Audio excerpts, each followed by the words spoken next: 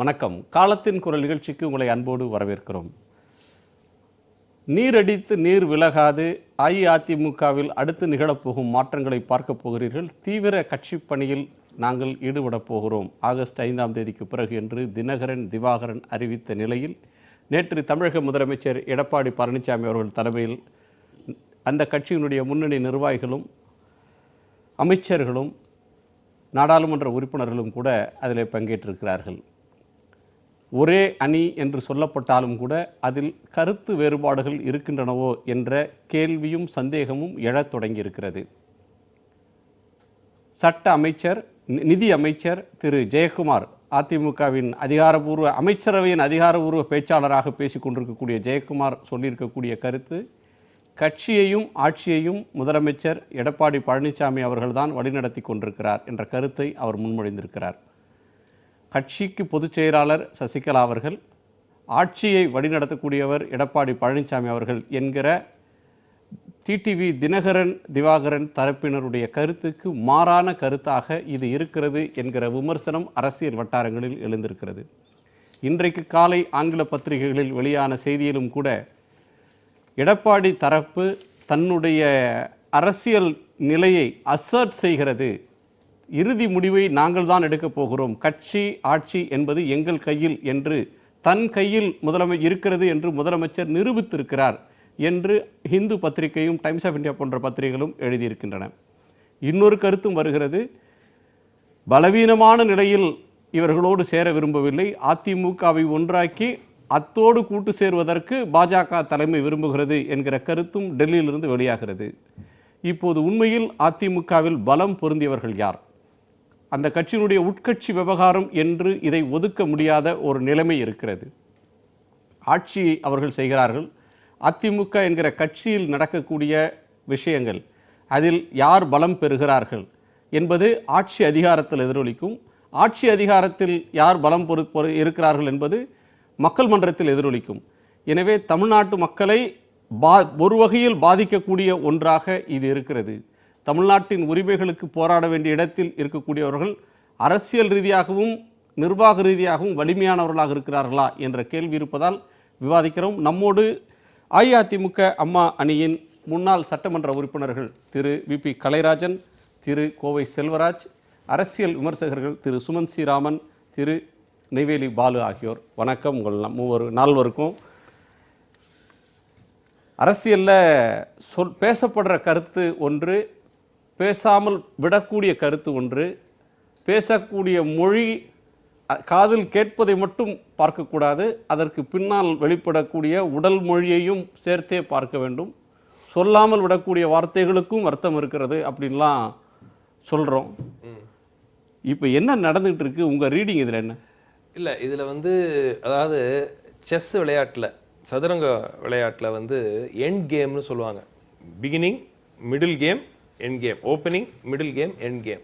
So அந்த end game கிட்ட போயிட்டு இருக்கிறோமோ அப்படிங்கிற ஒரு யாருக்கு எதுக்கு அதுக்கு வருவோம். அதாவது இவ்வளோ நாள் இழுத்தடிச்சுக்கிட்டே இருந்த பல விஷயங்கள் ஏதேனும் ஒரு முடிவை நோக்கி சென்று கொண்டு இருக்கிறது அப்படிங்கிற ரீதியாக தான் பார்க்கணும். ஏன் அப்படின்னு பார்த்தீங்கன்னா, இப்போ இந்த ஆகஸ்ட் மாதம் 5ஆம் தேதி நடக்க இருக்கிற அந்த நிகழ்வு, அதாவது இவர் ஆஃபீஸுக்கு போகிறாரா இல்லையா, என்ன நடக்க போகுது, அதிக நாள் இல்லை, 2 நாள் தான், 2 நாள் இருக்குது. இப்போ அந்த 2 நாள் இருக்கும்போது அவர் அலுவலகத்திற்குள் அனுமதிக்கப்படுவாரா, அனுமதிக்கப்பட்டால் அதனுடைய விளைவுகள் என்னவாக இருக்கும், அதற்கு அனுமதிக்கப்படுவாரான்ற சந்தேகம் உங்களுக்கு ஏன் வருது? அவர் அந்த கட்சியினுடைய துணை பொதுச் செயலாளர். அவர் துணை பொதுச் செயலாளர் இல்லைன்னு இதுவரையிலையும் யாரும் சொல்லலை. இல்லை அப்படி இல்லையே. அதாவது துணை பொதுச் செயலாளர் என்று சொல்லவில்லைன்னா, இப்போ அவர் நடத்துகிற கூட்டத்தில் எத்தனை பேர் பங்கேற்க போகிறாங்க? இப்போது கட்சி பணிக்காக ஹெட் குவார்ட்டர்ஸ் போகிறாரு அப்படிங்கிற ஒரு அடிப்படையில் யாராவது அவரை சந்திக்கணும் இல்லையா? பொதுமக்களை சந்தித்து அங்கே இது பண்ணாங்கன்னா நிச்சயமாக திரு எடப்பாடி பழனிசாமியுடைய அணிக்கு நிச்சயமாக அது ஐதர் அவர்கள் இவரை ஏற்றுக்கொள்கிறார்கள் அப்படிங்கிற மாதிரி ஆயிரும், இல்லை இவரை ஏற்றுக்கொள்ளவில்லை அப்படின்னா அவங்களால அதை தடுக்க முடியல அப்படிங்கிற மாதிரி ஆயிரும். ஏதாவது ஒன்று தானே பாசிபிலிட்டி. எனக்கு சில சந்தேகம் இருக்கு. முதல்ல 2 அணி, புரட்சி தலைவி அம்மா அணி அப்படின்றது வி.கே. சசிகலா அவர்களை கட்சியின் தலைவராக பொதுச் செயலாளராக ஏற்றுக்கொண்ட ஒரு அணி. சரி, அதற்கு எதிராக தர்ம யுத்தம் அப்படின்னு கிளம்பின ஓ பன்னீர்செல்வம் அவருடைய அணி. இப்போ மூன்றாவது அணி இல்லைங்கிறீங்க? இல்லை, முதல்ல 2ன்னு சொன்னாங்க. இப்போ அவர் தர்ம யுத்தத்துக்காரரோட பேச்சுவார்த்தை இன்னும் நடக்குதா நடக்கலையான்றது வெளிப்படையான பேச்சுவார்த்தை எங்கேயும் இருவரும் சந்தித்து பேசினார்கள்னு எந்த விவரமும் இல்லை. இல்லை, ஒரே ஒரு பாயிண்ட், இன்னைக்கு வந்திருக்கிற ஒரு அறிவிப்பிலிருந்து ஒரு சந்தேகம். அதாவது திரு தினகரன் தரப்பில் ஒரு அறிவிப்பு வந்திருக்கு, துணை ஜனாதிபதி தேர்தலில் திரு வெங்கையா நாயுடுவுக்கு ஆதரவாக வாக்களிப்போம் அப்படின்ட்டு. இது என்னை பொறுத்த வரைக்கும் பார்த்தீங்கன்னா என்ன லாஜிக் அதில், அவருடைய பலத்தை நிரூபிப்பதற்கு இது ஒரு வாய்ப்பாக பயன்படுத்தி கொண்டிருக்கலாம். ஏன்னா இதில் ஒன்றும் ரிஸ்க் கிடையாது, இது ஒன்றும் ஆன்டி டிஃபெக்ஷன் லா இருக்க போது ஏதாவது பிரச்சனை வர யார் நிரூபிக்கிறா, யாரிடம் நிரூபிக்கிறாங்க? இல்லை, இப்போ தொடர்ந்து பாஜக சிக்கல், மத்திய அரசு தொடர்ந்து திரு தினகரன் மேல் நடவடிக்கை எடுத்துக்கொண்டிருக்கிறார்கள், கேஸ் ஃபைல் பண்ணுறாங்க, அது நியாயமான கேஸ் இல்லைன்னு பலமுறை அவருடைய தரப்பில் தெரிவிக்கப்பட்டிருக்கிறது. நீங்க எனக்கு இவ்வளவு பிரச்சனை உண்டாக்கும் போது உங்களுக்கு நான் ஏங்க ஆதரவு கொடுக்கணும்? உங்களால தானேங்க எனக்கு பிரச்சனை, நீங்க தானேங்க என் மேல கேஸ் போடுறீங்க, நான் அதை பொய் கேஸ் வேற சொல்லிட்டு இருக்கிறேன். மண்டி அடிச்சுட்டு நான் உங்க குணாவுக்கு ஆதரவு தெரிவிக்கிறேன், நான் ஏங்க பண்ணணும்? அப்படின்னா 2 பாசிபிலிட்டி. ஒன்று, அவர்களுக்கும் இல்ல இவர்களுக்கும் பாஜகவுக்கும் ஏதேனும் ஒரு ஒரு ஒரு சமரசமாகி விட்டதோ அப்படிங்கிற ஒரு சந்தேகம். பட் அதற்கு பாஜக தரப்புல எந்த விதமான ஒரு எவிடன்ஸ் இல்ல.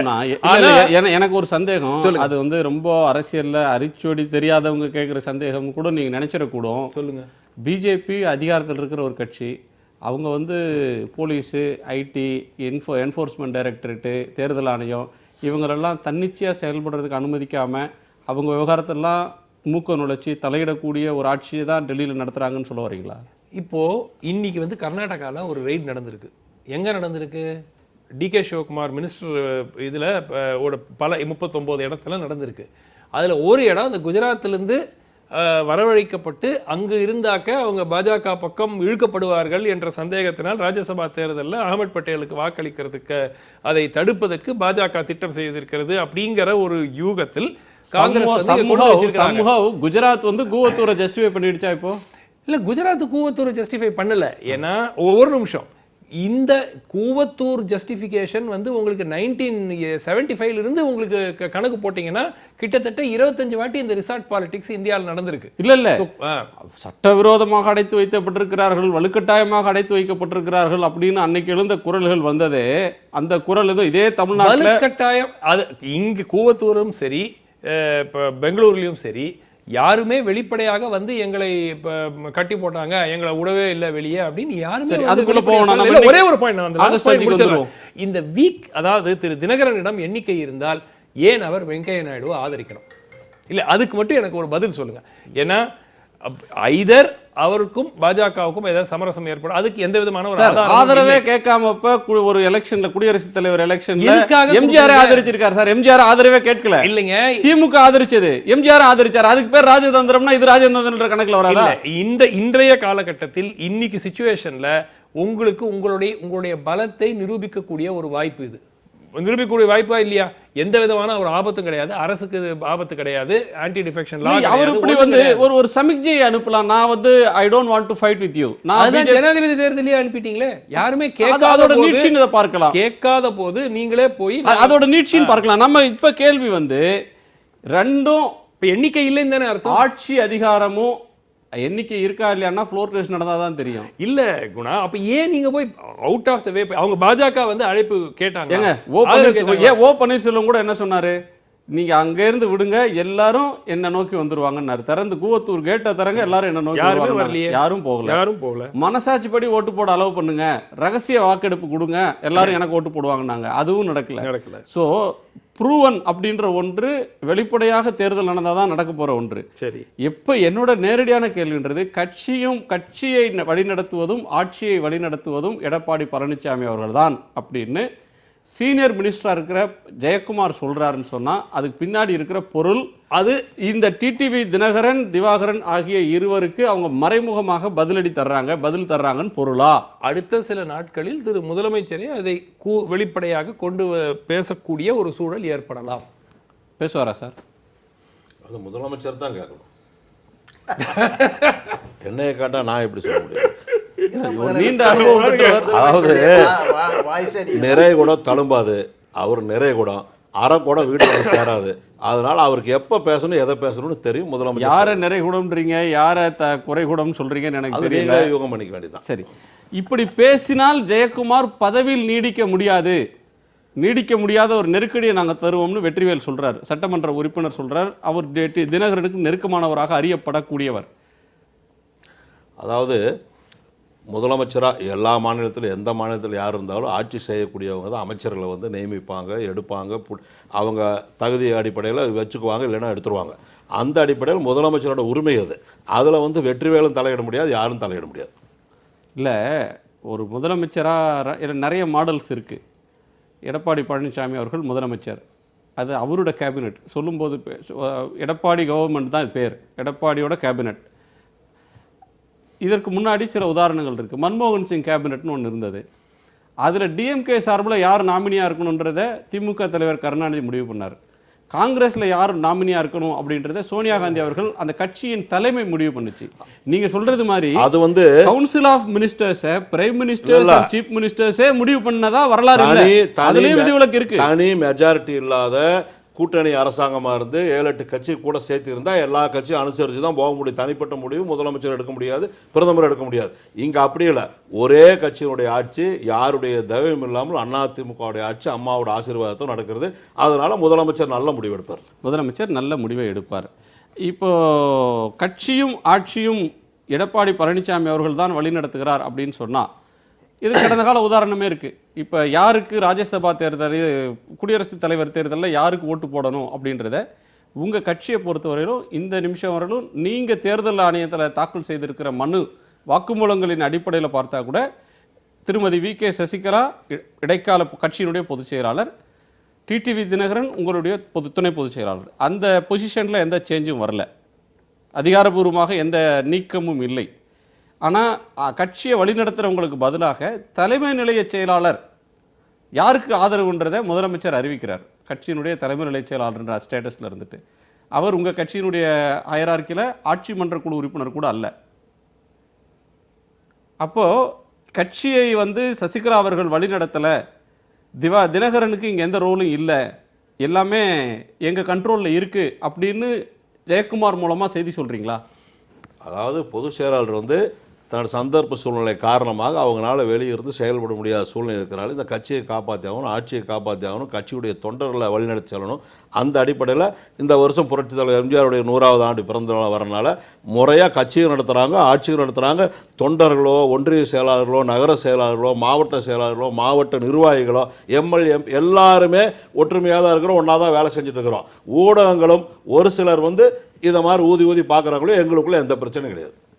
அதாவது எம்ஜிஆர் நூற்றாண்டு விழாவை அரசு விழாவாக நடத்துறீங்க, அதுக்கு முதலமைச்சர் அரசியல் விழாவும் நடத்துகிறோம். இல்லை, அரசு விழாவாக நடத்துறீங்க. கட்சி விழாவாக நடத்தும் போது அங்கே டிடிவி தினகரன் இருப்பாரா? தினகரனும் முதலமைச்சரும் ஒரு மேடைகளில் இருப்பார்களா? இல்லை, கட்சி தலைமை ஹெட் குவார்ட்டர்ஸுக்கு திரு தினகரன் அனுமதிக்கப்படுவாரா? இல்லை, கட்சி ஆஃபீஸுங்கிறது இப்போ கட்சி தான் நடத்திட்டு இருக்குது. கட்சியில் இருக்கிறவங்க தான் கட்சியை நடத்திட்டு இருக்கிறோம். கட்சியில் இருக்கிற நிர்வாகிகள் தான் நேற்று மீட்டிங் போட்டு இன்றைக்கி நடத்திட்டு இருக்கோம். அதனால் இந்த குழப்பம் கிடையாது.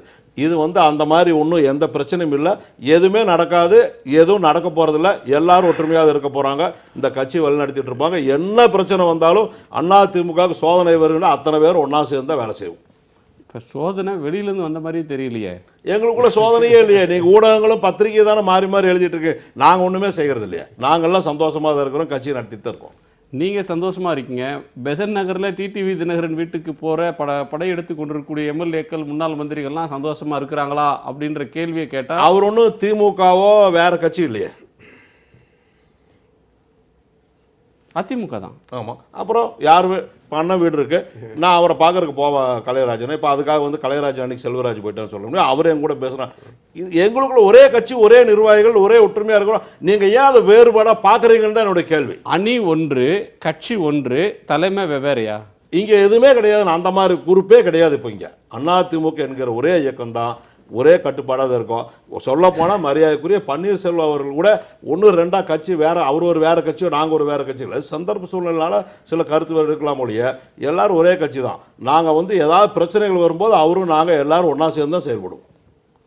கனகராஜன், இப்போ நீங்கள் கேள்வி வைக்கிறீங்களே, இந்த பிரச்சனை வந்து தினகரன் அணி எடப்பாடி அணி என்று தனியாக வரும் என்ற எதிர்பார்ப்பை நீங்கள் வைத்து தான் அவரை கேள்வி கேட்கிறீர்கள். எதிர்பார்ப்பு வச்சு இல்லை, பொது வெளியில் பேசப்படுகிறது. இல்லை, பொது வெளியில் ஒரு அமைச்சரும் ஒரு சட்டமன்ற உறுப்பினரும் சில சட்டமன்ற உறுப்பினர்களும் தொடர்ந்து பேசிட்டு இருக்கிறத வச்சு தான் கேட்கிறேன். அவங்களுக்குள்ள முரண்பாடு இருக்கு. ஒரு ஜெயக்குமாருக்கும் வெற்றிவேலுக்கும் முரண்பாடு இருக்கிறது. 2 பேரும் ஒரே மாவட்டத்தை சேர்ந்தவர்கள். ஒன்று ரைட். இல்லை இல்லை, நான் அதுக்கு வரல. 2 பேருக்குமான இடை பிரச்சனை இருந்ததுன்னா வெற்றிவேலை பார்த்து அவர் விமர்சிக்கலாம். அந்த சட்டமன்ற உறுப்பினர் அந்த தொகுதிக்கு சரியாக வேலை செய்யலைன்னு சொல்லியோ அவர் மீது வேற குற்றச்சாட்டுகளையோ அவர் சொல்லலாம். நிதியமைச்சரை பற்றி அவர் வேறு குற்றச்சாட்டுகளை இவர் சொல்லலாம். நிதியமைச்சராக இருக்கிற கட்சியின் முன்னணி பிரமுகர் ஜெயக்குமார் சொல்லக்கூடிய கருத்து, கட்சியையும் ஆட்சியையும் முதலமைச்சர் எடப்பாடி பழனிசாமி வழிநடத்துகிறார்னா, இதுவரையிலும் உங்களை போன்றவர்கள் என்ன சொல்லி வந்தீங்க? கட்சியை எங்கள் தலைவர் பொதுச் செயலாளர் சசிகலா வழிநடத்துகிறார், சிறையில் இருக்கிறதுனால அவங்க துணை பொதுச் செயலாளர்கிட்ட பொறுப்பை கொடுத்துட்டு போயிருக்காங்க, ஆட்சிக்கு எடப்பாடி கட்சிக்கு தினகரன் அப்படின்னு சொல்லியிருந்தீங்க இதுவரையிலும். ஆனால் ஒரு முன்னணி அமைச்சருடைய கருத்து மாறுபட்டதாக இருக்குது. அப்போ நான் இது it's not a media creation. இல்லை, மீடியா கிரியேஷன் இல்லை. அவர் வந்து மாணவர் காலத்திலிருந்து திரு ஜெயக்குமார் அவர்கள் ஆரம்ப காலத்திலிருந்து அதிமுகவினுடைய தீவிர உறுப்பினர் தான், பல்வேறு பதவிகளிலிருந்து வந்தவர் தான், அதில் மாற்று கருத்தெல்லாம் இல்லை. அவர் சொன்ன கருத்து வந்து திரு மாண்புமிகு அண்ணன் முதல்வர் எடப்பாடி பழனிசாமியினுடைய கருத்தாக நான் ஏற்கவில்லை. அதாவது அமைச்சரவையினுடைய ஒட்டுமொத்த கூட்டு சேர்ந்து சொன்ன அறிவிப்பாகவும் நான் எடுத்துக்கொள்ளவில்லை. இப்போ நீங்கள் எம்ஜிஆர் இருந்தபோது, முதலமைச்சராக இருந்தபோது ஆரம் வீரப்பன் கோஷ்டி, எஸ்டிஎஸ் கோஷ்டி என்று இருந்தது. பார்த்தீங்கன்னா அவன் இன்னொரு கோஷ்டி இன்னொன்று கோஷ்டி இடையில ஒன்று இருந்துச்சு. ஆக இவங்கெல்லாம் கோஷ்டியாக இருப்பாங்க. அது கட்சின்னு இருந்தால் அப்படி தான் இருக்கும். அப்படி இருக்கிறப்ப வந்து இந்த மாதிரி போது அவர் போய் தினகரனை பார்த்தாங்கன்னா அவர் ஆள் போல் இருக்குவர், இவரை பார்த்தாருன்னா இவருடைய ஆட்கள் போல் இருக்குன்னு சொல்லுவாங்க. ஆக இவங்களுக்குள்ள தனிப்பட்ட ஒரு வேறுபாடு, கருத்து வேறுபாடுகள் இருக்கிறத வச்சு இதை பூதாகரமாக்கி இதனால் பிரச்சனை உருவாக்கப்படுமா, இதனால் வருமா, அப்போல்லாம் ஒரு கற்பனையான செய்தி தான் ஒழிய அவர் வந்து தினகரன் வரமாட்டார், தினகரனை நாங்கள் ஏற்றுக்கொள்ளவில்லை என்று ஜெயக்குமார் சொல்லவில்லையே. சொல்லாமல் சொல்ற செய்தி இதுதானே. கட்சியையும் இம்ப்ளைட் மீனிங் நீங்க நினைச்சுக்கலாம், நாங்க அப்படி எடுத்துக்க முடியாது. இல்ல, நீங்க இன்ஃபர் பண்ணிக்கிற மீனிங் எங்களுக்கு சொல்லுங்க. நாங்க இம்ப்ளைமெண்ட் மீனிங் என்னன்னா, எடப்பாடி நல்ல ஆட்சிக்கு தலைமை, கட்சிக்கு தலைமைங்கிறது சின்னம்மா தான். அப்படி அவர் சொல்லலையே. அப்படி சொல்லலையே. இல்ல, அவர் சொல்லல. ஆனா அர்த்தம் அதுல அவர் தான் அப்படிதான் சொல்ல முடியும், நான் எடுத்துக்க முடியும். அவர்களை விலக்கி நீங்க எம்ஜிஆர் இருக்கிற போதே, உயிரோடு இருக்கிற போதே பொதுச் செயலாளர் வந்து பாபு சண்முகம் இருந்திருக்காரு, முதலமைச்சர் எம்ஜிஆர் இருந்திருக்காரு. பொதுச் செயலாளர் ராகவநாதன் இருந்திருக்காரு, முதலமைச்சர் எம்ஜிஆர் இருந்திருக்காரு. ஆக ஒரே பதவியில் 2 பேர் இந்த மாதிரி வரலாறு இல்லை சார். ஜெயலலிதா அவர்கள் பொதுச் செயலாளராக வந்த பிறகு அவைத்தலைவராக ஒருத்தர் வச்சிருக்கீங்க, மதுசூதனன் வச்சிருந்தாரு, மதுசூதனன் இருந்தாரு, புலமைப்புத்தன் இருந்தாரு, மற்றவர்கள் இருந்தாங்க. அவைத்தலைவர்களுக்கு எல்லாருக்கும் தெரியும். இல்ல, திராவிட இயக்கத்தை பொறுத்து, எங்க கட்சியை பொறுத்தவரைக்கும் பொதுச் செயலாளருங்கிற பதவி முக்கியமான பதவி. காங்கிரஸ்லாம் தலைவருங்கிற பதவி முக்கியமான பதவி. இப்போ திமுகவில் தலைவர் பதவி முக்கியமான பதவி. ஆனால் எங்கள் கட்சிக்கு பொதுச் செயலாளர் தான் முக்கியம். அப்படி பொதுச் செயலாளர் தான் முக்கியங்கிறதுனால தான் எங்கள் அம்மாவை நிரந்தர பொதுச் செயலாளர் சொன்னோம். ஏன் பொதுச் செயலாளர் எங்கள் கட்சியை வழிநடத்துறாங்கன்னு உங்கள் நிதியமைச்சர் சொல்ல மாட்டாரு? கட்சியில் அடிநாட்கள்ல இருந்து வந்த ஒருத்தருக்கு தெரியாதா? அவங்களுக்கு சிறையில் இருக்கிறாங்க. சிறையில் இருக்கிறதுனால அவங்களை வந்து வழி நடத்துவாங்கன்னு இப்போ சொல்ல முடியாது. இப்போ ரிவ்யூ பெட்டிஷன் இன்றைக்கி போட்டிருந்தோம், இன்றைக்கி இன்னும் 4 நாள் தள்ளி போட போகிறாங்க, போஸ்ட்போன் பண்ணிட்டாங்க. அதனால் சிறையிலிருந்து வெளியே வருவாங்கன்னு எதிர்பார்த்துக்கிட்டு இருந்தோம். வெளியே வந்தாங்கன்னா அவங்க தான் நடத்த போகிறாங்க. அதில் என்ன சந்தேகம் இருக்குது? எடப்பாடி யார் கொண்டு வந்தது? நான் கேட்குறேன், எடப்பாடி யார் வந்து முதலமைச்சர் ஆக்குனது? இதே கூவத்தூரில் இன்றைக்கி வருமான வரி நடத்தின மாதிரி, குஜராத்தில் பெங்களூரில் நடத்தின மாதிரி இதே கூவத்தூரில் போலீஸ் கருப்படி இல்லாமல் இருந்துச்சா? போலீஸ் உள்ளே பூந்து நடத்தாமல் இருந்துச்சா? எல்லாம் நடந்து, பன்னீர்செல்வம் சொல்லி எல்லாம் நடந்துக்கிட்டு தான் இருந்துச்சு. பிஜேபி அங்கே தலையிட்டு தான் பண்ணாங்க. எப்படி இருந்தாலும் அவரை பூஸ்ட் பண்ணி கொண்டு வந்துடலான்னு பார்த்தாங்க ஓபிஎஸ்ஸை. அவர் பின்னாடி ஒருத்தருமே போகலைங்கிறது எண்ணிக்கை 12க்கு மேலே ஏறலை. நாங்கள் வந்து எடப்பாடியிலேருந்து எல்லாருமே சேர்ந்து தினகரன் துணை பொதுச் செயலாளர் சின்னம்மா 2 பேரும் சேர்ந்து தான் அன்றைக்கி வந்து பொதுச் செயலாளர் சேர்ந்து தான் ஒரு ஒட்டுமொத்தமாக எல்லா சட்டமன்ற உறுப்பினர்களையும் வைத்து எடப்பாடி பழனிசாமி தான், தம்பி எடப்பாடி பழனிசாமி தான் முதலமைச்சர் அப்படின்னு வச்சுட்டு போனாங்க. அது உண்மையா இல்லையா? இவங்க தான் உருவாக்குனாங்க அவங்கள. அப்படிங்கிறப்ப அவர் தானே முதலமைச்சர், கட்சிக்கு அவர் தான் முதலமைச்சர். அது அன்னைக்கு தேதிக்கு உண்மை, அன்னைக்கு தேதி உண்மை, இன்னைக்கு அதான் உண்மை. சரி, நான் நினைக்கிறேன் அந்த மாதிரி நன்றி கட்டத்தனமாக எடப்பாடி இருப்பார் என்று நான் நினைக்கவில்லை. ஓபிஎஸ்ஐ போல நன்றி கட்டவராக இருக்க மாட்டார்கள். ஏன்னா நன்றி கொண்டவன் நல்லாக இருக்க முடியாதுன்னு சங்க இலக்கியம் சொல்லியிருக்கிறது. அந்த மாதிரி வார்த்தையில் நான் வந்து அண்ணன் எடப்பாடி அப்படி இருக்க மாட்டார், மௌனமாக இருப்பார். மௌனமாக இருந்து எதை சாதிப்பார். ஏன்னா பல்வேறு இன்னல்களுங்க. உங்களுக்கு பார்த்தீங்கன்னா நேற்று நரேந்திர மோடி வந்தார், அவர் பாட்டுக்கு வந்து பார்த்தாரு. என்ன சொல்கிறாரு, I always with you mister OPN Selvam அப்படின்னு அங்கே கையை கொடுக்குறாரு. I always with you mister Edappadi அப்படின்னு இங்கேயும் கையை கொடுக்குறாரு. ரெண்டு பேரும் கையை கொடுத்து விட்டு எங்களை வந்து சீரழிக்க பார்க்குறாங்க, உடைக்க பார்க்குறாங்க, அவங்க முயற்சி செய்கிறாங்க. இது எம்ஜிஆர் காலத்திலேருந்து நடந்துக்கிட்டு இருக்குது. எம்ஜிஆர் சிக்மகளூரில் வந்து தஞ்சாவூரில் இந்திரா காந்தியை நிற்கிறதுக்கு அனுமதிக்கிறாரு. உடனே மொரார்ஜி தேசாயை தலையிடுறாரு. உடனே அவர் திருப்பி வித்ட்ரா பண்ணுறாரு. மத்திய அரசு பிரச்சனைனால சிக்மகளூரில் நிற்க உள்ளங்கிறதுனால இந்திரா காந்தி தஞ்சாவூரில் நிற்க உள்ளங்கிறதுனால இந்திரா காந்திக்கு எங்கள் மேலே கோவம் வந்துருச்சு, எங்கள் ஆட்சியை கலைச்சாங்க. இது மாதிரி நடவடிக்கை நடந்துச்சு. ஆக நான் இதெல்லாம் சொல்றேன்னா மத்திய அரசு அப்பப்போ தலையிட்டு இந்த திராவிட இயக்க ஆட்சிகளுக்கு இடையூறுகள் கொடுத்த வண்ணம் இருந்து கொண்டே இருக்கிறார்கள். இல்லை, ஒருவர் நன்றியுடையவரா நன்றி இல்லாதவரா அப்படின்றதற்கான விவாதம் இது இல்லை. எடப்பாடி பழனிசாமி அவர்கள் மீது நீங்கள் வைத்திருக்கிற நம்பிக்கையும் மதிப்பும் உங்கள் சார்ந்தது. ஆமாம், இன்றைக்கு இருக்கக்கூடிய சூழல் நாளைக்கு இருக்குமா, நாளை இருக்கிற சூழல் நாளை மறுதினம் இருக்குமா அப்படின்றதும் அரசியலில் 24 மணி நேரமே நீண்ட நேரம். நான் அதற்குள்ளே போகல. எடப்பாடி பழனிசாமி அவர்கள் இதுவரையிலும் வெளிப்படையாக எந்த விமர்சனத்தையும் சசிகலா அவர்கள் மீது வைக்கல, தினகரன் மீதும் வைக்கல. அவர் எந்த கருத்தும் சொல்லல. வைக்கலனால என்ன, அவர்களை ஏற்றுக்கொண்டோம்ங்கிற சம்பவம் தான் அர்த்தம். அப்ப எனக்கு 2-3 கேள்வி இதுல வருது. குடியரசுத் தலைவர் தேர்தலில் உங்க கட்சியின் சார்பில் யாரை ஆதரிக்கணும்னு சொல்லி உங்களை கேட்கிறாங்க. முதலமைச்சர் எடப்பாடி பழனிசாமி அவர்களை பார்த்து பிரதமர் கேட்கிறார். அவர் என்ன சொல்லியிருக்கணும், நான் முதலமைச்சர், எங்க கட்சிக்கு பொதுச் செயலாளர் இருக்கிறாங்க, we have to consult with the party leadership, அதுக்கு பிறகு நாங்கள் சொல்கிறோம் அப்படின்னு அவங்க சொன்னதாக எந்த தகவலும் இல்லை. அரசின் செய்திக்குறிப்பில் முதலமைச்சருக்கு பிரதமர் வேண்டுகோள் வைத்தார், பிரதமர் அந்த வேண்டுகோளை ஏற்று ஆதரவு தெரிவிப்பதாக சொன்னார் அப்படின்றது ஒன்று. கட்சியின் சார்பில் செய்திக்குறிப்பு வருகிறது, தலைமை நிலையத்தில் கேட்டுக்கொண்டார்கள், ஆதரவு தெரிவிப்பதென கட்சி நிர்வாகிகளோட தலைமை கழகத்தில் பேசினாங்க, ஆதரவு தெரிவிப்பதென நாங்கள் சொன்னார்னு இருக்கு. அதில் பொதுச் செயலாளருக்கு இடமில்லை, துணை பொதுச் செயலாளருக்கு இடம் இல்லை. இதே திரு ஜெயக்குமார் நேற்று சொல்றார், எடப்பாடி பழனிசாமி அவர்களை முதலமைச்சர் ஆக்கியதில் அவர்களுக்கு பங்கு இல்லை என்ற கருத்தும் வருது. அப்படி சொல்லல அவரு, அந்த தொழில சொல்லியிருக்கிறார். இல்ல இன்னொரு பாயிண்ட், திரு தினகரன் அதற்கு பிறகு 2 நாள் பிறகு நான் ஜனாதிபதி தேர்தலில் இவர் ஆதரிக்கிறேன் தனியாக ஸ்டேட்மெண்ட் வருது. நீங்க வந்து தம்பிதுரை வந்து கட்சியினுடைய அவரோடு சென்று நீங்க சசிகலா அவர்களை போய் நீங்க ஆலோசனை பண்ணிட்டு வந்து தம்பிதுரை ஒரு கருத்தை சொன்னா அதற்காக ஆலோசித்தார்ன்ற செய்தி வெளியான உடனே தம்பிதுரை சொன்னாரு அது வந்து ஒரு ரெக்கார்டு ரெஸ்பெக்டபிள் போஸ்ட்ல இருக்காரு அவர், டெப்டி ஸ்பீக்கர், கட்சியோட முக்கியமான முன்னணி. அதுவே அப்ஜெக்ட் பண்ணப்பட்டதா இல்லையா? நீங்க எப்படி நீங்க ஒதுக்கி அப்ஜெக்ட் பண்ணா உங்க கட்சியில சில எம்பிக்கள், யாராச்சும் சில பேர் சொல்லுவாங்க உங்க கட்சியில எம்பிக்கள், அது ஒரு தலைமைச் செயலகத்துல அது ஒரு எம்பியினுடைய துணையால் அன்றைக்கு ஆக்கப்பட்ட சில எம்பிக்கள் எடுபடிகள் அவருடைய கைத்தறிகள் அன்னைக்கு சொன்னாங்க. எடப்பாடி சொன்னாரா? என்னுடைய கேள்வி. நான் கேட்குற prime minister Narendra Modi chief minister Edappadi பேசினாரு, அமித்ஷா பேசினாரா? ஒரு நிமிஷம், அமித்ஷா கட்சியினுடைய தலைவர் தானே, எங்க கட்சியினுடைய பொதுச்செயலாளர் பேசியிருக்கணும். சரி, எடப்பாடி பழனிசாமி அவர்கள் கருத்து சொல்லல. ஆனா அவர்கள் முதலமைச்சர் அவர்கள் எங்கேயாவது நம்முடைய ஜெயக்குமார் அவர்கள் பேசுற பேச்சையோ மற்றவர்கள் பேச்சையோ அவர் வந்து டினை பண்ணிருக்காரா, டிசோன் பண்ணிருக்காரா? இந்த அரசு அவர் சொல்ற கருத்து இந்த அரசின் கருத்து எல்லாம் எங்கேயாவது சொல்லியிருக்கிறாரா? அதை பேசலாம். நான் அவருக்கு எந்த கருத்தையுமே ஒரு மறுக்கலையங்க, எந்த கருத்துக்கும் ஒரு ஆமான்னு சொல்லல, சும்மா இல்லைன்னு சொல்லல, அமைதியா இருக்காரு. அவங்க பேசிட்டு இருக்காங்க, அது தவறு என்பது என்னுடைய கருத்து. எது தவறு? ஆளாளு பேசக்கூடாதுங்கிறது. ஆளாளு பேசக்கூடாது. நரசிம்மராவ் போல் அமைதியாக இருக்கிறாருன்னு உங்க தரப்பை சேர்ந்த ஒரு எம்எல்ஏவே சொன்னார், அது நல்லதல்லன்னு சொன்னார். நரசிம்மராவ் வந்து அமைதியாக இருந்தாலும் 5 வருஷம் ஓட்டிட்டு போயிட்டாரு. எடப்பாடியின் மௌனம் இந்த ஆட்சிக்கு நல்லதல்ல அப்படின்ற கருத்தையும் உங்க எம்எல்ஏ ஒருத்தர் சொன்னார். நான் திரு நெய்வேலி பாலு அவர்கள்ட்ட கேட்கணும், இப்போ இவங்க போடுற சண்டையில் அல்லது சண்டை மாதிரி தோற்றம் அளிக்கிற ஒன்றில் ஓ பன்னீர்செல்வம் அவர்கள் அவர் தரப்பு கருத்து அப்படின்றது ஒன்று காணாமலே போயிடுச்சு. பல்வேறு மக்கள் பிரச்சனைகள் முட்டி மோதிக்கிட்டு இருக்கு. 5 அமைச்சர்கள் போகிறாங்க, அனுமதிக்கு போகிறாங்க, வர்றாங்க. காவேரி கேஸ் முக்கியமான கட்டத்தில் சுப்ரீம் கோர்ட்டில் நடந்துக்கிட்டு இருக்கு.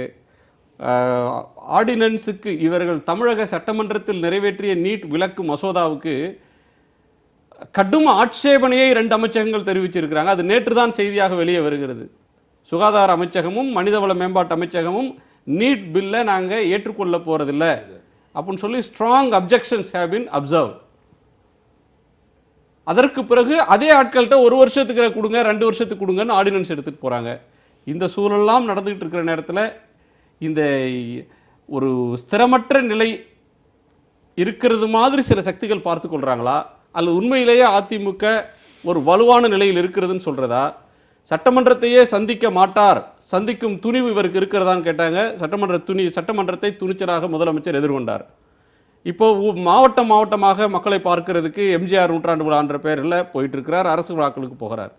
100 நாட்கள் அப்படின்றது கடந்து 120 நாள் 5 மாதம் அப்படி அந்த ஆட்சியினுடைய ஆயுள் வந்து நீண்டு கொண்டிருக்கிறது.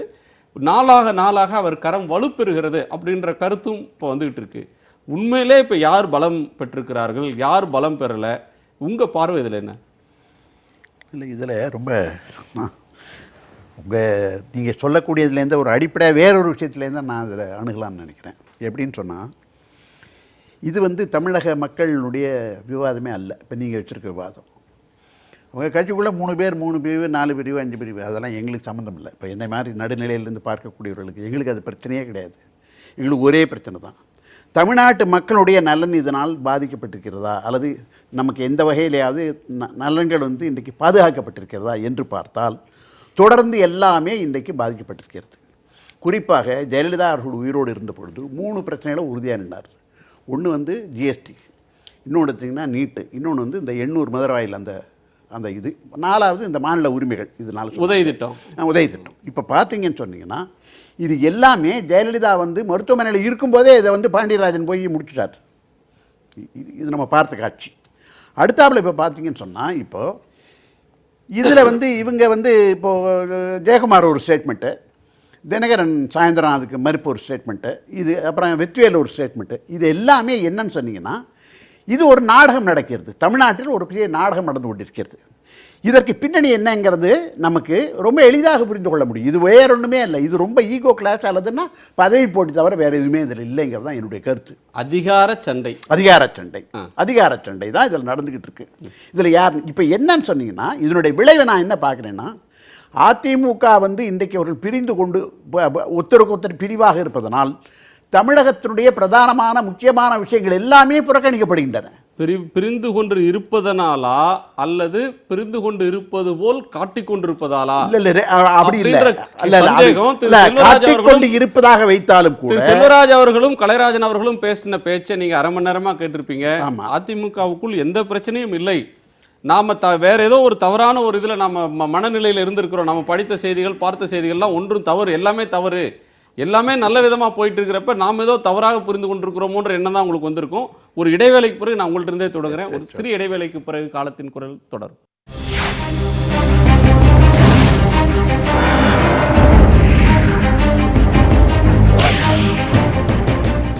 திரு நெய்வேலி பாலு, நீங்கள் தொடரலாம். இப்போ அதான் நான் என்ன சொல்கிறேன்னா, இந்த 3 குழுக்கள் பிரிந்து நின்றதில் அது வந்து அவங்க அது உண்மையாகவே பிரிஞ்சிருக்காங்களா இல்லை ஒரு நாடகமா என்று ஒரு கருத்து என்ன பேசினாலும், ஆனால் இந்த பிரிந்திருக்கக்கூடிய இந்த மாதிரியான நம்ம பொதுவெளியில் தெரியக்கூடிய இந்த நிலைமையினால் பாதிக்கப்படுவது தமிழகத்தினுடைய நலன்கள். குறிப்பாக ஜெயலலிதா அவர்கள் உயிரோடு இருந்தபோது இருந்த அந்த 3 உயிரான பிரச்சனைகள் எல்லாமே அவர்கள் வந்து சமரசம் செய்து கொண்டு விட்டார்கள் அல்லது மைய அரசினுடைய ஏற்றுக்கொண்டு விட்டார்கள். கடைசியாக ஏற்றுக்கொண்டது உதய திட்டமும் வந்துடுச்சு, முடிஞ்சு போயிடுச்சு. அப்போ நான் என்ன ஒரே ஒரு கேள்வி கேட்குறேன்னு சொன்னால், இப்போ ஓபிஎஸ் அணியில் சொல்லக்கூடிய 2 நிபந்தனைன்னு சொல்கிறாங்களே, இது நிறைவேற நிபந்தனையா? என்னை பொறுத்தவரை நிச்சயமாக நிறைவேறக்கூடிய நிபந்தனை இல்லை, ஆனால் சும்மாவாவது சொல்லிகிட்டு இருக்காங்க. அது வந்து ஒரு ஒரு ஒரு ஏமாற்று வேலையை நான் சொல்கிறேன். இது நான் சொல்கிறது இந்த வார்த்தையில் ஆர்கே நகர் தொகுதியிலேயே போய் அவங்க வந்து ஜெயலலிதா அவர்களுடைய மரணம் அப்படின்னு சொன்னாலே அவங்க வந்து மர்ம மரணம்ன்ற சொல்ல தான் சொல்கிறாங்க. பன்னீர்செல்வம் தரப்புல சொல்றது மர்ம மரணம், நீதி விசாரணை வேணும், சிபிஐ விசாரணை வேணும். நான் என்ன சொல்றேன், ஆர்கே நகர் தேர்தல் பிரச்சாரத்திலே அந்த பிரச்சாரத்தை தான் செய்தாங்க. சவப்பெட்டி எடுத்துட்டு போய் ஓட்டு கேட்டாங்க. இல்லைங்க, இது அதெல்லாம் வந்துங்க அந்த சூழல்லாம் இப்போ மாறி போச்சு. இங்கே அதுதான் சொல்லணும். அதாவது ஓபிஎஸ் போய் அன்றைக்கு அவர் வந்து அந்த ஜெயலலிதாவோட நினைவிடத்தில் இருந்து நான் தியானம் பண்ணேன் வந்தேன்னு சொல்லி அன்றைக்கு இருந்த ஒரு சூழல், அந்த ஒரு 10 நாள் 20 நாள் 30 நாள் அல்லது 2 மாதம் இருந்த சூழல் இன்றைக்கு மாறி போச்சு. அதை வந்து நம்ம நல்லா புரிஞ்சுக்கணும், அது ஓபிஎஸும் புரிஞ்சுக்கணும். நான் என்ன கேட்குறேன்னு சொன்னால், எனக்கு இந்த ஓபிஎஸ் இந்த இவங்களுடைய உள்கட்சி அந்த குழு போராட்டத்தெல்லாம் நான் வரல. நான் ஒன்று தான் சொல்கிறேன், தமிழக மக்களுடைய நலன்கள் தொடர்ந்து பாதிக்கப்படுகிறது.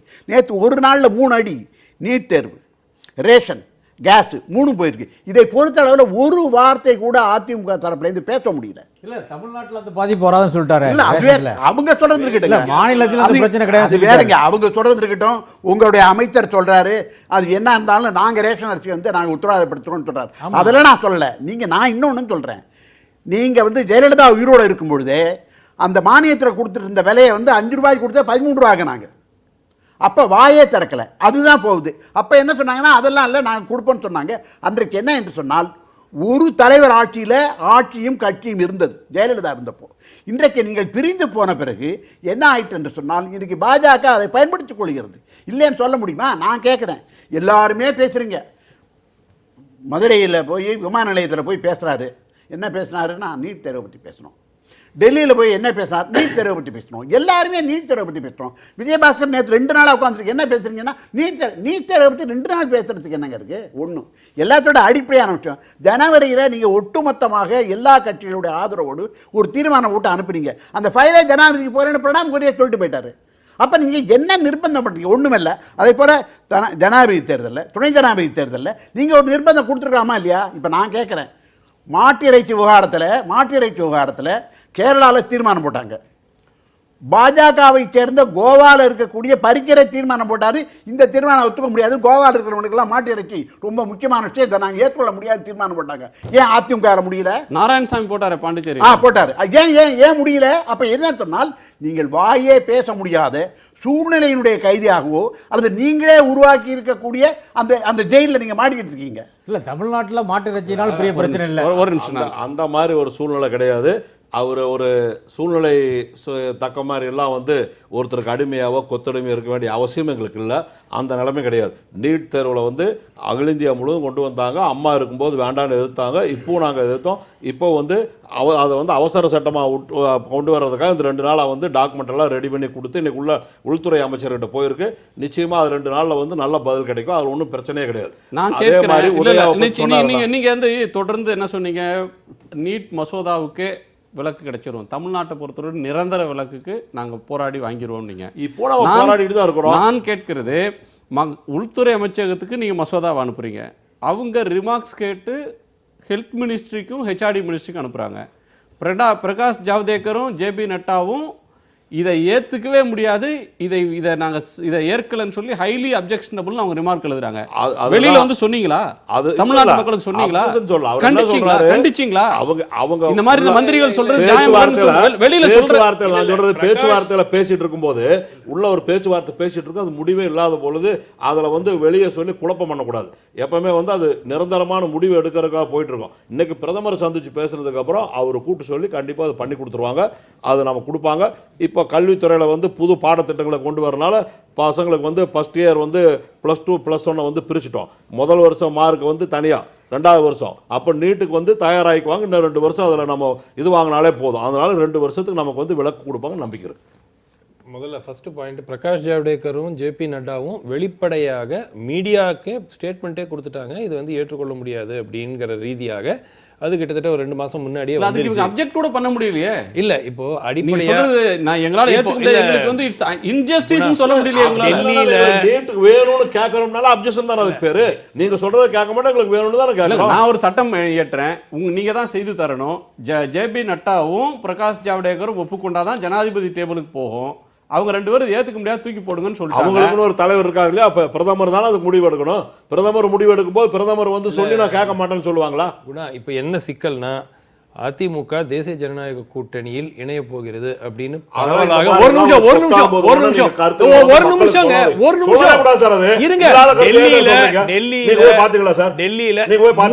மூணு மீடியா சேனல் ஒரு சேனல் கிடையாது, ஒண்ணும் கிடையாது. அதாவது தவறான கருத்துக்கள் இது மாதிரி பேச தவறான கருத்து ஒரு எதிர்பார்ப்பு சொல்லக்கூடாதா?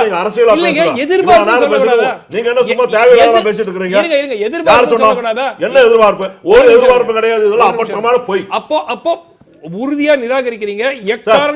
கிடையாது சார். எங்களுக்கு வந்து தனியா இருக்கிறோம், கட்சி நல்லா இருக்குது, ஆட்சி நல்லா இருக்குது. எங்களுக்கு நீங்க சொல்ற மாதிரிலாம் நீங்க விமர்சனம் பாருங்க. பொதுமக்கள் என்டிஏ கேண்டிடேட் வெளியில இருந்து ஆதரிச்சிருக்காங்க. அவ்வளவுதான். அந்த மாதிரிலாம் என்டிஏ கிடையாது. நிறுத்தின கேண்டிடேட்டை மத்திய அமைச்சரவையில் இடம்பெறுவதற்கான பேச்சுவார்த்தைகளுங்கிறது தான் அந்த டெல்லியில மாதிரிலாம் இருக்கிற ஒண்ணுமே செய்தி. இதெல்லாம் நீங்க இல்லாத சொல்றது கற்பனை மூன்று- குற்றச்சாட்டு சொல்லக்கூடாது. நான் சொல்லல. இதெல்லாம் நேத்து மூணு. நீங்க என்ன சொல்றாங்க? நீங்க போய் ஆன்லைன்ல பாருங்க ஏன்னா ஆன்லைன்ல வர்றது பூரா நான் கடவுளா அது? அது என்ன பத்திரம் அது? இல்ல எதுவுமே சும்மா கிடையாதுங்க. இருங்க 3 சேனல்ஸ்ல இது பூரா வந்து இந்த 2 3 முன்னாடி படிச்ச முட்டாளுங்க செய்யற வேலை இல்ல. இருங்க. இது வாட்ஸ்அப்ல ஒரு Facebookல நிமிஷம். போட்டுட்டு மக்களை ஏமாத்திட்டு fraud பண்ணிட்டு இருக்காங்க. கேபினெட் எக்ஸ்பான்ஷன் வர அது இருக்கிறது. போய் முக்கியத்துவம் கொடுத்து பேசிட்டு இருக்காங்க. ஆகஸ்ட் 8ஆம் தேதிக்கு பிறகு ஒரு கேபினெட் எக்ஸ்பான்ஷன்ங்கறாங்க. இப்போ மாத கடைசியில ஒரு கேபினெட் எக்ஸ்பான்ஷன் இருக்கும். ஏன்னா சில பேர் வந்து இப்போ திரு வெங்கையா நாயுடு பதவி வந்து அந்த போஸ்ட் காலியா இருக்கு, அதுக்கு அடிஷனல் சார்ஜ் கொடுத்துருக்காங்க. மனோகர் பரிக்கர் போனாரு. ஸோ இதெல்லாம் ஃபில் பண்ண வேண்டிய ஒரு சூழல் இருக்கு. அருண் ஜேட்லிக்கு சார், 2 அவங்க போஸ்ட் கட்சியில அவங்க அப்படியே பில் பண்ணுவாங்க, என்ன பண்ணுவாங்க. அவங்களுக்கு ஒரு நிமிஷம். யாரும் ஆதரிக்க வேண்டிய அதற்கு அவங்க எதிர்பார்ப்பு இன்னொருத்தர் வந்து கூட இல்ல, சேர்ந்து ஆட்சி நடத்த வேண்டிய அவசியம் அவங்களுக்கு இல்ல. குணா, ஒண்ணே அவங்களோட ஒண்ணு சேர்ந்து இல்ல, ஒரு நிமிஷம் அவர் திரு செல்வராஜ் அவர்கள் சொல்றாரு. நான் உங்க சார்பா நான் சொல்லிடுறேன். செல்வராஜ் பாரதிய ஜனதா கட்சிக்கு வந்து நாங்க போய் ஆதரிச்சு தான் அவங்க ஆட்சி நடத்தணுங்கிற அவசியம் அவங்களுக்கும் இல்ல. அவங்களோட சேர்ந்து அமைச்சராக தான் இங்க ஆட்சி நடத்தணுங்கிற அவசியம் எங்களுக்கும் இல்ல. அதனால நாங்களும் இங்க தெளிவா நல்ல மெஜாரிட்டி நடத்தி அவங்க நடத்திட்டு இருக்காங்க. தேவையில்லாம இடையில புத்துட்டு சும்மா வந்து இது பாருங்க. செல்வராஜ் அவர்களுடைய கருத்தின்படி நீங்க பிரதமர் அவர்கள் கூப்பிட்டு அதிமுகவுக்கு அமைச்சரவையில் இடம் தர்றோம், கேபினெட் அமைச்சர் ஆகுங்கன்னு சொன்னாலும் கூட எங்களுக்கு தேவையில்லை, நாங்க தனி என்டிஏல நாங்க கிடையாது, பிஜேபியோட கூட்டணியில நாங்க இல்ல, அதுதான் எங்க ஸ்டாண்டுன்னு திரு செல்வராஜ் சொல்றாரு. சரி, தெளிவா இருக்கும். இந்த எபிசோட் யூடியூப்ல போடுவீங்கல்ல? டெஃபினட்டா போடும். ஒரு மாதத்துக்கு கழிச்சு பார்ப்போம். இது ஒரு ஆருடம் தான். இல்ல, அதாவது இது வந்து there is no smoke without fire. புகை வந்து எங்கேயாவது ஒரு இடத்துல எரிஞ்சாதான் வந்து உங்களுக்கு புகை. இல்ல ஒரு நிமிஷம் இருங்க. அது எரிஞ்சு வரும்போது பேசிப்போம். புகையா இருக்கு இல்ல, அதை பேசலாம். லாஜிக் சொல்ல ஒரு நிமிஷம் சார், நான் முடிச்சிடுறேன். லாஜிக் என்ன அப்படின்னு பாத்தீங்கன்னா, இது வந்து உடனே பாஜக வந்து அரசு கவுளும் நிலையில இருக்கா? ஒண்ணும் கிடையாது. அவங்களுக்கு ஒண்ணும் ஆபத்தே கிடையாது, அவங்களுக்கு தேவை கிடையாது. எங்களுக்கு ஒரு ஆபத்தும் கிடையாது, யாரும் ஆதரிக்க வேண்டிய அவசியம் இல்ல. நாங்களே மெஜாரிட்டி நடத்திட்டு தான் இருக்கோம்.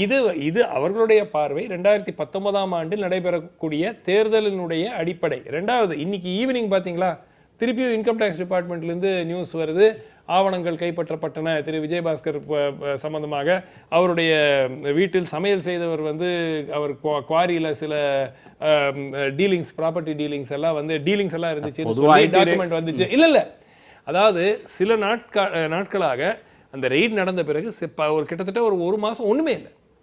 Complete silence. நான் சொல்றேன், இப்ப திருப்பியும் வந்து போன வாரம் தவறான கருத்து இல்ல, அழுத்தம் நான் சொல்றேன் சார், ஒரு நிமிஷம் அழுத்தம் இன்கம் டாக்ஸ் பொறுத்த வரைக்கும் இல்ல இவர் சொல்ற மாதிரி இல்ல, மிரட்டறாங்கன்றார் சார். சிம்பிளா வேற ஒண்ணும் இல்ல. எந்த ஊரா இருந்தாலும் இந்தியாவுல ஒரே நிமிஷம், இந்தியாவுல எங்கேயா இருந்தாலும் இன்கம் டாக்ஸோ என்போர்ஸ்மெண்ட்டோ ஏதாவது இந்த மாதிரி சோதனை பண்ணா அவங்க சொத்து பத்திரம் எடுத்திருந்தாங்கன்னா அது கிளியர் ஆகி அந்த விசாரணையெல்லாம் முடிஞ்சு தீர்ப்பு சொல்ற வரைக்கும் என்ன செஞ்சிருவாங்கன்னா, இது வித்தரக்கூடாதுங்கிறக்காக எல்லாருக்குமே இந்த மாதிரி சொல்றது தான்.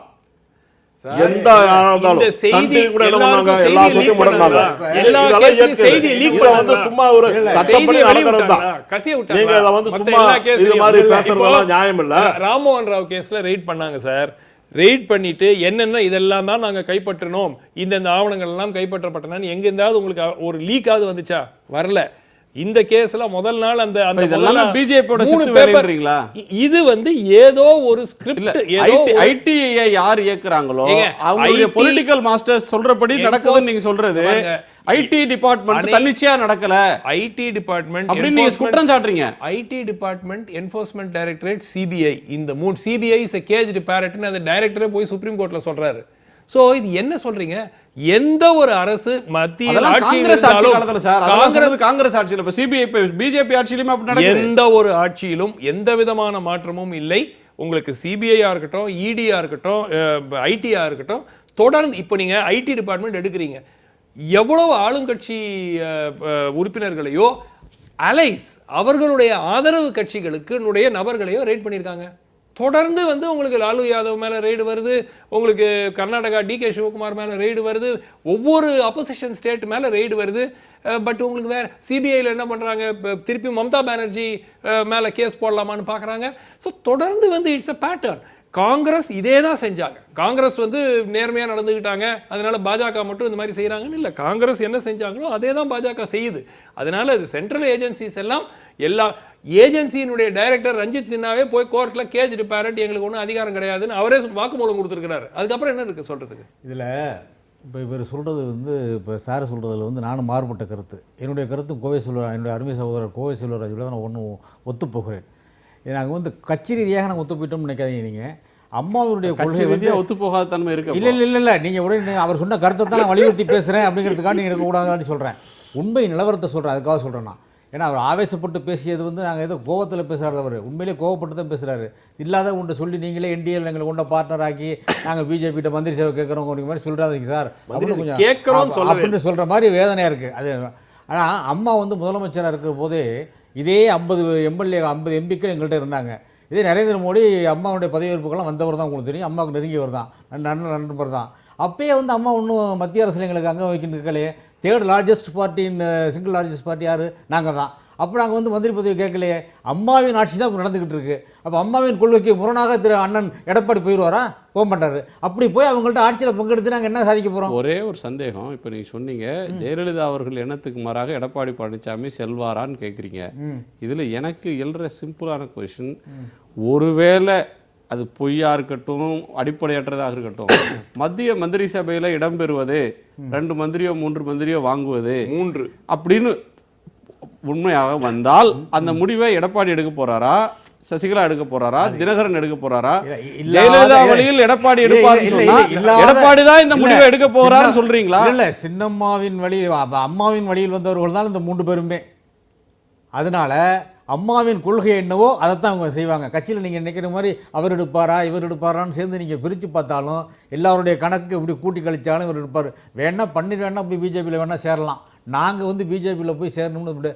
2வது வந்து இப்போ இவங்க அழகாக சொன்னாங்க போஃபோஸ் கேஸில். இன்றைக்கி வந்து நீங்கள் சொன்னீங்களே எம்ஜிஆர் காலத்திலேயே இன்கம் டேக்ஸ் ரைடு விட்டு இன்கம் டேக்ஸுக்கு பயந்துக்கிட்டு தான் எம்ஜிஆர் இந்திரா காந்தி காலில் விழுந்துட்டாருன்னு கருணாநிதி குற்றம் சாத்தினார், உங்களுக்கு தெரியும்.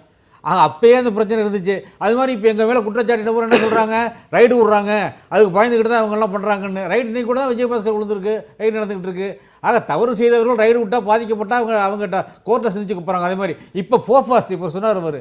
அதாவது இல்லை நீங்கள் சொல்கிறீங்க மத்திய அரசு அதிகாரத்தை கையில் எடுத்துருக்கிறவங்க தங்களுக்கு அரசியல் ரீதியாக வேண்டாதவர்களை ஒடுக்கிறதுக்காக வழக்கு போடுவாங்க, மிரட்டுவாங்க, எச்சரிப்பாங்க, அதிகாரத்தை மிஸ்யூஸ் பண்ணுவாங்கன்னு சொல்கிறீங்க. அப்படி தான் ஒரு விக்டிம்னு நீங்கள் டிடிவி தினகரன் அவர்களை காட்டினீங்க. ஆமாம், திகார் ஜெயிலில் அவர் இருந்தார். ஆமாம், ஏன் உங்கள் கட்சியை சேர்த்த ஒரு அமைச்சர் கூட போய் பார்க்கல? அமைச்சர் பார்க்கலாம், அவங்களுடைய விருப்பம். நாங்களாம் போய் பார்த்தோமே. இல்லை, நீங்கள் பார்க்குறது வேற. நாங்கள்லாம் ஒன்று தான், எங்கள் கட்சிக்குள்ளே எல்லாருமே ஒன்றாக தான் இருக்கிறோம் அப்படின்னு சொன்னீங்கன்னா அதை எந்த அமைச்சரும் கண்டிக்கல, எந்த அமைச்சரும் போய் பார்க்கல. அதாவது பார்க்கலங்கிறது உண்மைதாங்க. பார்த்துருக்கணும், அவசியம் பார்த்துருக்கணும். ஒரு கட்சியினுடைய துணை பொதுச் செயலாளர் போய் ஜெயிலில் இருக்கிறாங்க, பார்த்துருக்கணும். ஒருவேளை அவங்களுக்கு இந்த மாதிரி மிரட்டல்கள் இந்த மாதிரியெல்லாம் எம்ஜிஆர் மீதே குற்றச்சாட்டு சுமத்தப்பட்டு இப்படிலாம் பண்ணியிருக்காங்களேங்கிறதுனால ஒரு அச்சம் கூட எழுந்திருக்கலாம், பார்க்காம இருந்திருக்கலாம் ஒரு வார்த்தை. அப்படி வச்சுங்க நீங்கள். இப்போ நீங்கள் பார்த்தீங்கன்னா எத்தனையோ வருஷத்துக்கு முன்னாடி செத்து போன கேஸு போஃபாஸ், அந்த கேஸை இப்போ ரீஓப்பன் பண்ணுறாங்களா இல்லையா சார்? இப்போ எத்தனை வருஷத்துக்கு முடிஞ்சு போச்சு. யாரை வந்து வளர்த்து விட்டாரோ, மோடியை வளர்த்து விட்டா அத்வானி இப்போ பாபர் மசூதி கேஸில் உள்ள ரீட்ரையலுங்க. நான் என்ன சொல்றேன்னா, நீதிமன்றம் சொல்றதுக்கு நீங்க எப்படி இல்ல நான் என்ன சொல்றேன்னா, நீதிமன்ற உத்தரவு, நீதிமன்றத்தை வந்து எப்படி ஆட்டி வைக்கிறது, நீதிமன்றத்தை வந்து இல்ல அது அது நம்ம அந்த எல்லைக்குள்ள இருங்க. எங்க அம்மாவுக்கு எதிர்ப்பு அந்த எல்லை மீற வேண்டாம், அது ரிஸ்க். ரிப்போர்ட்டுங்க. இல்ல இல்ல எங்க அம்மா சொல்லிருக்காங்க. இல்ல கலைராஜன், நான் ஒரு விஷயத்தை கிளாரிஃபை பண்ணிடுறேன். நீதிமன்ற தீர்ப்பை எப்படி வேணா விமர்சிக்கலாம். நீதிமன்ற தீர்ப்பை வரலாற்று சிறப்பு வாய்ந்த தீர்ப்புன்னு வரவேற்கவும் செய்யலாம், மிக பிற்போக்கான மோசமான தீர்ப்புன்னு விமர்சனமும் செய்யலாம். ஆனா நீதிபதிக்கு நோக்கம் கற்பிக்க கூடாது. நம்ம அதுக்குள்ள போக வேண்டாம். நான் என்ன சொல்றேன்னா, இருங்க, அந்த மாதிரி வழக்குகள் எல்லாம் போடுறதுனால நாங்களும் அந்த வழக்குக்கு பயந்து பிஜேபி கூட போய் கூட்டணி வச்சிருவோமோன்னு ஒரு மாயையை நீங்கள் ஏற்படுத்த பார்க்குறீர்கள், நீங்களும் பன்னீர்செல்வம் அணியும் அப்படிங்கிற மாதிரி வெளியில் நீங்கள் தோற்றம் கொண்டு வந்திருக்காங்க. நிச்சயமாக நாங்கள் கூட்டணியில் சேர மாட்டோம். அவர்களோட போய் அமைச்சரவையில் பங்கு வகித்து அவர்கள் போடுகிற பிச்சையை நாங்கள் எடுத்துக்கொள்வதற்கு தயாராக இல்லை. தமிழ்நாட்டின் உரிமை பிரச்சனை, பல பிரச்சனைகள் இருக்குது. அதில் ஆட்சியில் போய் நாங்கள் பங்கெடுத்தோம்னா அந்த உரிமையெல்லாம் நாங்கள் இழக்கிறதுக்கு வழிவகுத்துடுவோம். இந்து திணிப்பு இன்றைக்கி வருது, சமஸ்கிருத திணிப்பு வருது, மொழிக்கு ஆபத்து வருது. ஆனால் பேசுகிறாங்க தமிழ் மூத்த மொழின்னு சொல்கிறாரு வெங்கையா நாயுடு, தமிழ் மூத்த மொழின்னு சொல்கிறாரு நரேந்திர மோடி. ஆக இதுக்கெல்லாம் நாங்கள் இடம் கொடுக்க முடியாது. ஆக எங்களுக்கு வந்து என்னென்னா, தமிழ்நாட்டு நீட்டு பிரச்சனை சொல்லியிருக்காங்க, இதே தமிழிசை சொல்கிறாங்க, இதே பொன் ராதாகிருஷ்ணன் சொல்கிறாங்க ஒன்றுக்கு ஒன்று நாங்கள் பதில் சொன்னோம்னா நாங்கள் எங்களுக்கு வந்து சில பிரச்சனை பட்டு போன மரம் அண்ணா திமுகங்கிறாரு, நாங்கள் பழுத்த மரம் பிஜேபிங்கிறாரு. தமிழ்நாட்டில் எந்த கதையும் நடக்காதுங்க. திராவிட இயக்கம் தான் இங்கே இருக்கும். இது வந்து பெரியார் பேரறிஞர் அண்ணா வளர்ந்த பூமி இந்த பூமி. அதனால் இங்கே காலூன்றப்பட்ட இயக்கம் வந்து இது இந்த திராவிட இயக்கத்தை வேறு யாராலும் அழிக்க முடியாது. வச்சுங்க நீங்கள் எங்களுக்குள்ள இருக்கிற பிரச்சனையை வச்சு பிஜேபி உள்ளே வரணுமான்னு ட்ரை பண்ணுறாங்க. அவங்க கட்சி அவங்க ட்ரை பண்ணுவாங்க. நாங்கள் அதுக்கு இடம் கொடுக்க மாட்டோம். எடப்பாடி அதுக்காக விளைவுக மாட்டார் என்பதுதான் என்னுடைய கருத்து. இல்லை, பாஜகவுடைய நோக்கம் 2019 தேர்தலை நோக்கி அவர்களுடைய தமிழ்நாட்டு யுக்திக்கு தான் இதெல்லாம் ஒரு இது. இப்போ அதிமுகவுக்கு அவர்கள் அந்த கேபினெட் பொறுத்து கொடுக்கணும்னு அவசியம் இல்லை, அவங்களுக்கு இப்போ சப்போர்ட்டே தேவையில்லை. ஆனால் மெயின் பாயிண்ட் வந்து 2019க்கு அவர்களுடைய கேம் பிளான் ஃபார் தமிழ்நாடு என்ன அப்படிங்கிற ஆகஸ்ட் 5ஆம் தேதி என்ன சார் ஆகும்? 2019 இவங்க 2 பேரும் தான் சொல்லணும், சொல்ல மாட்டேங்கிறாங்களே. உள்ள அலோவ் பண்ணுவாங்களா? பிஜேபிக்கு அடையாளம் கொடுத்து நாங்கள் 1998 அவங்களுக்கு ஏதுங்க இங்க பேஸ் உள்ள விட்ட தப்பே அம்மாவே அம்மா தானே கூட்டு கொடுத்தாங்க அத்வானி கிட்ட. சரி, அது வரல, அது பிஜேபி இல்ல, அது அவங்க இல்ல, நாங்க கொடுத்தோம். அது அதெல்லாம் பேசுறது எங்களுக்குள்ள முறை இல்ல. இணக்கம் இருக்கு. என்னுடைய நடக்கிறது 2 வருஷம் கழிச்சு நடக்கிறத பிறகு பேசுங்க. இல்ல நீங்க ஒரு பாயிண்ட் கேட்டீங்க, ஏன் என்டிஏக்கு சப்போர்ட் பண்ணீங்க அப்படின்னு கேக்குறீங்க. நாங்க கம்யூனிஸ்டும் காங்கிரஸும் டிஎம்கே உறவு வச்சிட்டு இருக்காங்க. காங்கிரஸ் எங்கள்கிட்ட கேட்கவே இல்லை. நாங்களே எப்படி கேட்க முடியும்? என்னுடைய எதிர்பார்ப்பு முதலமைச்சர் விரைவில் பேசுவார். என்ன பேசுவார்? என்னுடைய எதிர்பார்ப்பு திரு தினகரனை அந்த திரு ஜெயக்குமாருடைய கருத்துக்கு ஆதரவாக அவர் வெளிப்படையாக பேசக்கூடிய ஒரு சூழல் அடுத்த சில நாட்கள் தினகரன் எதிர்ப்பு நிலையை எடுப்பார் அப்படிங்கறதா என்னுடைய. அதற்கான வலிமை அவருக்கு இருக்கு. அதற்கான வலிமை அவருக்கு வழங்கப்பட்டு கொண்டு இருக்கிறது. அதே உங்க நிறைவு கருத்தை எடுத்துக்கிறேன். ஆட்சியும் கட்சியும் 2 சிறப்பாக தமிழ்நாடு முதலமைச்சர் எடப்பாடி பழனிசாமி நடத்தி கொண்டிருக்கிறார். 5 மாதம் வந்து 6வது மாதம் ஒட்டுமொத்த தமிழக மக்கள் எவ்வளவு சிறப்பான ஆட்சியை கொடுக்கிறார் என்று இன்றைக்கு பாராட்டி கொண்டிருக்கிறார்கள். அரசியல் கட்சியை விட பொதுமக்களுடைய ஆதரவு அதிகமாக இருக்கிறது. நான் என்ன சொல்றேன்னா, இந்த நேரத்தில் ஆட்சியையும் அவர் நடத்தி கொண்டிருக்கிறார். இந்த எந்த நேரத்திலும் கட்சியில வந்து ஒரு சிலர், கட்சி தொண்டர்கள் உட்பட அத்தனை பேர் அமைதியாக எல்லாரும் கட்சி வேலை பார்த்துட்டு இருக்கோம். ஒரு சிலர் வந்து குழப்பங்கள் செய்ய வேண்டாம். தனி மனிதனுக்காக துதிபாடி கட்சிக்கு அழிவு பாதைக்கு அழைத்து செல்லாமல் ஒற்றுமையாக செயல்படுக்கு எல்லோரும் வர வேண்டும். தனி மனித துதின்னு நீங்க யாரை சொல்றீங்க? யார் துதிப்படுறா? துதிப்பாடுறத சொல்றோம், அது எல்லாருக்கும் புரியுமே. தனி மனிதன்ல இது கட்சி, இது ஆலமரம். இது வந்து 47 வருஷம் ஆனது. புரட்சித் தலைவர் எம்ஜிஆர் அம்மாவும் கட்டி காப்பாத்தின இயக்கம். இந்த 47 வருஷம் ஆன இயக்கம். கட்சியையும் ஆட்சியையும் திரு எடப்பாடி பழனிசாமி சிறப்பாக வழிநடத்தி கொண்டிருக்கிறார். அவருக்கு குறுக்குசால் ஓட்டுறது மாதிரி சிலர் தனி மனிதர்களை துதிபாடுவது, அப்படிப்பட்ட செயல்பாடு இருக்க வேண்டாம்னு சொல்றேன். எல்லாம் ஒற்றுமையா தனிநபர்னா நரேந்திர மோடியை சொல்றீங்களா, வெங்கைய நாயுடுவை துதிபாடுறாங்கன்றீங்களா? எந்த கட்சிக்காரர் போய் வெங்கைய நாயுடுக்கோ நரேந்திர மோடி துதிபாட வேண்டிய அவசியம் யாரை துதிபாடுறாங்க? யாரும் இல்லை. அப்படி இருக்க வேண்டாம்னு சொல்றேன். அந்த மாதிரி எண்ணங்களை வந்து இருக்க வேண்டாம்னு சொல்றேன். இல்லை, நான் என்ன சொல்கிறேன்னா, கட்சியினுடைய பொதுச் செயலாளர் சின்னம்மா தான், துணை பொதுச் செயலாளர் திரு டிடிவி தினகரன் அவர்கள் தான். அவர் 5ஆம் தேதி வருகிறாரோ 10ஆம் தேதி வருகிறாரோ இல்லை இன்னும் 2 மாதம் கழிச்சு வராரோ அது தெரியாது. டேட்டை தள்ளி வச்சுட்டீங்க. இல்லை நான் சொல்கிறேன், எனக்கு வந்து தெரியாது. நான் டெய்லி டே டு டே அவர்கிட்ட ஃபோனில் பேசி அவர்கிட்ட என்ன செய்தின்னு கேட்டு வாங்கிட்டு இருக்காள். இல்லை, சிறப்பாக ஆட்சி நடைபெறுது. எப்படி காமராஜ் இடத்துல அண்ணா கேட்டது போது அண்ணா இடத்துல போய் அண்ணா ஆட்சியை பற்றி காமராஜ் இடத்துல கேட்குற போது இல்லை முடிச்சுக்கிறேன், எல்லாருக்கும் தெரிஞ்ச 6 மாதம் டைம் கொடுங்க அப்போ தான் சொல்ல முடியும்னு சொன்னார் காமராஜர். அது மாதிரி இப்போ அவர் சகோதரர் செல்வராஜ் சொன்ன மாதிரி 6 மாதம் தான் நடந்துகிட்டு இருக்க ஆட்சி. இது வந்து சிறப்பாக பண்ணிக்கிட்டு இருக்காரு. இதில் வந்து இலவுகாத்த கிளியாக இருக்கிற பன்னீர் தோக்க போகிறார். எங்கள் கட்சியும் ஆட்சியும் நிலையாக நடக்கத்தான் போகிறது. துதிபாடக்கூடாது, யாரையும் தனிநபர்களை துதிபாடி குழப்பத்தை ஏற்படுத்தாதீங்கன்னு சொல்றாரு. தனிநபர்கள் யாருன்னு சொன்னா தானே நாங்கள் சொல்ல முடியும் தனிநபர் யாருன்னு. அதே மாதிரி பொதுவாக சொல்றாரு அவர். யாரோ சில தனிநபர்களை, யாரோ சில கட்சிக்காரர்கள், எந்த சூழலும் யாரோ சிலர் முன்னாலும் யாரும் பேசாதீங்க. இல்லை, நான் தான் தெளிவாக சொல்றேன். பொதுச் செயலாளர் சின்னம்மா தான், துணை பொதுச் செயலாளர் டிடிவி தினகரன் தான், தலைமை செயலாளர் எடப்பாடி பழனிசாமி தான், தமிழ்நாட்டுடைய முதலமைச்சர் அண்ணன் எடப்பாடி பழனிசாமி தான்.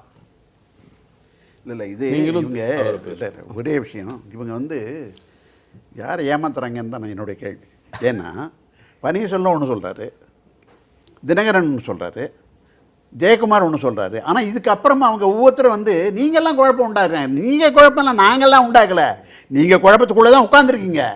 அதை சொன்னால் உங்களுக்கு ஏன் ஆத்திரம் வருது? தமிழ்நாட்டில் இருக்கக்கூடிய பிரச்சனைகளில் ஜெயலலிதா வந்து இருந்த காலத்தில் அவங்க எல்லாத்தையும் சட்ட ரீதியாகவும் நீதிமன்றத்தின் மூலமாகவும் கட்சிக்கு இருக்கக்கூடிய வலு வச்சு ஒவ்வொன்றையும் சாய்த்தாங்க. நீங்கள் எல்லாத்துலேயும் தோற்று போகிறீங்க. எதில் நீங்கள் ஜெயிச்சிருக்கீங்க? சும்மா ஆட்சியை காப்பாற்றிட்டு இருக்கீங்க. இன்னும் சொல்ல போனால் உங்களுக்கு வழக்கில் வருமோ, இன்கம் டேக்ஸில் மாட்டுவோமோ, எங்கேயாவது வேறு விஷயத்தை மாட்டுவோமோங்கிறதுக்காக நீங்கள் தனித்தனியாக பயந்துக்கிட்டு ஒவ்வொருத்தரையும் நீங்கள் தமிழக மக்களை ஏமாற்றி கொண்டிருக்கீர்கள். இது ரொம்ப நாள் நடக்காது அப்படிங்கிறது தான் என்னுடைய கேள்வி. எனக்கு ஒரே ஒரு ஆசை இருக்குது, அது மட்டும் சொல்லிடுறேன். ஏடிஎம்கே நீங்கள் ஒன்றா நீங்கள் சொன்னால் நிச்சயமாக நான் வரவேற்கிறேன். நான் ஏடிஎம்கே ஆதரவாளர் இல்லை. அதனால் தமிழக மக்களுடைய நலன் பாதிக்கப்படுகிறது. தமிழக மக்கள் மத்தியில் இந்த இருக்கக்கூடிய கட்சியும் ஆட்சியும் ஒரு கேலி பொருளாக ஆகிக்கொண்டிருக்கிறது. பல உரிமைகள் எங்களால் பேச முடியவில்லை, அதை சாதிக்க முடியவில்லை என்ற நிலை இருக்கிறது. அதனால அது நீங்கள் ஒன்றா வாங்கன்னா வாங்க, நாங்கள் வேண்டான்னு சொல்லலை. நீங்கள் மையத்தில் பன்னீர்செல்வத்துக்கு கொடுக்குறாரா, இல்லைன்னா எடப்பாடி பழனிசாமி 2 அமைச்சர் பதவி மோடி கொடுக்குறாரா, நீங்கள் வாங்கிக்கோங்க, நாங்கள் அதெல்லாம் ஒன்றுமே சொல்ல. நீங்கள் யாரும் நீங்கள் வேண்டான்னு சொல்லக்கூடியவங்க அல்ல. பழைய வரலாறு இருக்குது எல்லாத்துமே.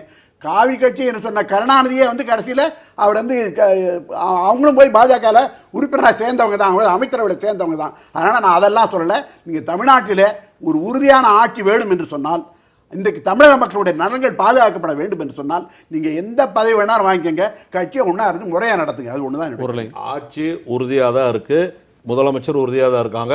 எந்த இடத்துலையும் தமிழ்நாட்டுடைய உரிமைகளை யாரும் விட்டு கொடுக்கல. காவிரி பிரச்சனைக்கு நீதிமன்றத்தில் போயிட்டு இருக்கோம். அதாவது இப்போ பார்க்கறதுக்கு அப்படி இருக்கும் போலயே தெளிவாக திறமையாக அம்மாவுடைய அத்தனையும் பொருந்திய முதலமைச்சர் எடப்பாடி பழனிசாமி தமிழ்நாட்டில் சிறப்பாக நடத்துவார். எந்த தேர்தல் வந்தாலும் அவர் தலைமை ஏற்றுக்கிறதுக்கு கட்சிக்காரர்கள் ரெடியா இருக்கோம், நாங்கள் செயல்படுவோம். அவர் தான் இந்த கட்சி வழி நடத்துவார், ஆட்சி வழி நடத்துவார். ஒரு வாட்டி சொல்லுங்க. அது அனைத்து தொண்டர்களும் எந்த தேர்தல் வந்தாலும் எடப்பாடி பழனிசாமி தலையில் தேர்தலை சந்திப்போம். அவர் கட்சி ஆட்சி சிறப்பாக வழிநடத்திட்டு இருக்கார், அந்த தொடரும் சொல்றேன். 3.25 வருஷம் இந்த இல்லன்னு சொன்னாரு. எங்க ஆரம்பிக்கும் போது ஒன்னா இருந்தது, இசட்டுக்கு வரும்போது வேற இல்ல ஒரே லாஸ்ட் பாயிண்ட். அதாவது ஏன் இந்த என்டிஏல இந்த 2 பேரும் அதை மறுக்கலாம். ஆனால் என்டிஏல இணைந்தால் அதிமுகவுக்கு இந்த 3.25 வருடம் மீதி இருக்கிற இந்த ஆட்சி காலம் அதை காப்பாற்றிக் கொள்வது, அதுக்கு பிஜேபிக்கும் ஒரு இன்ட்ரெஸ்ட் வந்துவிடும். அதனால பிஜேபியால அவங்க பயனடைவாங்க. அந்த முடிவை யார் எடுப்பார்கள், சேர்வது என்ற முடிவை யார் எடுப்பார்கள், எதற்காக? அதாவது மியூச்சுவலி பெனிஃபிஷியல். எம்எல்ஏ இருக்கிறோம், எங்க ஆட்சிக்கு யாருடைய தெய்வம் தேவையில்லை, ஆட்சி நடத்துவோம். இங்க பாருங்க, மியூச்சுவலி பெனிஃபிஷியல் அது 24. அதனால இருக்கிறோம் எல்லாரும்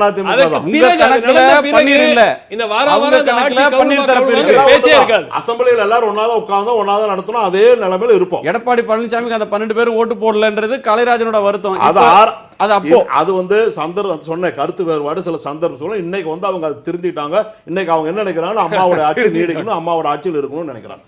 எடப்பாடி அவர்கள் தலைமையில் எப்போது எந்த தேர்தல் வந்தாலும் அந்த கட்சி சந்திக்கும். ஆட்சியே நடக்கல. அவர் வழியில் அவர் ஜெயலலிதா அவர்களைப் போலவே ஆட்சி நடத்துகிறார். அவர் வழியில் தொடரும், அந்த பயணம் தொடரும்ன்றது செல்வராயுடைய கருத்தாக இருக்கிறது. we are waiting for the result of Sasikala சின்னம்மா அந்த ரிவ்யூ பெட்டிஷனில். அந்த ரிவ்யூ பெட்டிஷனில் அவங்க வெளியே வந்துட்டாங்கன்னா அவங்க தான் கட்சியினுடைய அவங்க கட்சியினுடைய பொதுச்செயலராக இருந்து துணை பொதுச்செயலாளர் டிடிவி தினகரன் தலைமையில் கட்சி நடைபெற்று செல்லும். நல்ல ஆட்சி தந்த எடப்பாடியும் சேர்ந்து 3 பேரும் சேர்ந்து இந்த ஆட்சியை கொண்டு மீண்டும் மலர வைப்பார்கள். அது சேர்ந்துருக்கீங்களா புரிஞ்சிருக்கீங்களா அப்படின்றது 1 மணி நேரம் கழிச்சும் புரிஞ்சிக்க முடியாத ஒரு தோற்றத்தை தந்திருக்கீங்க. உங்கள் 4 நன்றி. மீண்டும் சந்திப்போம். இது காலத்தின் குரல் திட்டம். இது திக்கட்டும் பரவட்டும்.